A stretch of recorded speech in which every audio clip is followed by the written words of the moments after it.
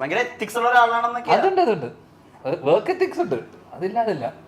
സ്വാഭാവികമായിട്ടും നമ്മളല്ലെങ്കിൽ നമ്മള് അതും കൂടെ ഇല്ലെങ്കിലും ശ്രീനിവാസ സാറിനോട് ഒരു ഇന്റർവ്യൂ വെച്ചിട്ട് എന്താണ് മലയാള സിനിമയ്ക്ക് ചെയ്ത സംഭാവനകൾ എന്ന് പറഞ്ഞപ്പോ ഞാൻ ഇതുവരെ ചെയ്യാത്ത കുറച്ച് സിനിമകളുണ്ട്, അതാണ് ഞാൻ മലയാള സിനിമയ്ക്ക് കൊടുത്ത സംഭാവന എന്ന സർക്കാസ്റ്റിക്കലി അതാണ് അവൻ ചെയ്തോണ്ടിരിക്കുന്നത്. അച്ഛൻ ചെയ്യാതെ വിട്ട സിനിമകളാണ് ഞാൻ ചെയ്യുന്നത്. അച്ഛന്റെ നരസിംഹത്തിലൊക്കെ ഡയലോഗില്ലേ, അച്ഛന്റെ ഗ്രൗണ്ട് ഫ്ലോറിന് കയറിയിട്ട് ഫസ്റ്റ് ഫ്ലോറിലെത്തി, അവിടുന്ന് വേണം കഴിക്കാൻ പോകാൻ.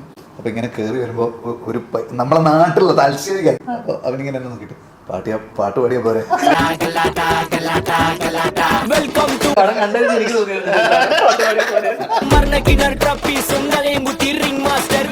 അത് പലർക്കും തോന്നിയിട്ടുണ്ട്.